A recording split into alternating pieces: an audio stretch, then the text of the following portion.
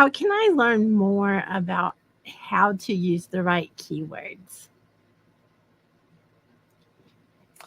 Well, we have a couple of options for you. We have an event I put on every quarter called the Virtual Scavenger Hunt, where we spend some time. It's an interactive evening or afternoon, evening, depends on where you live.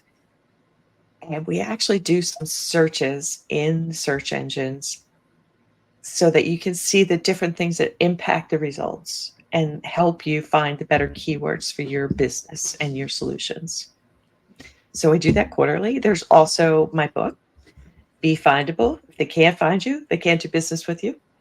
And that has all of the steps that you need to do to make yourself findable. Take all of your content and make sure it gets into a search engine.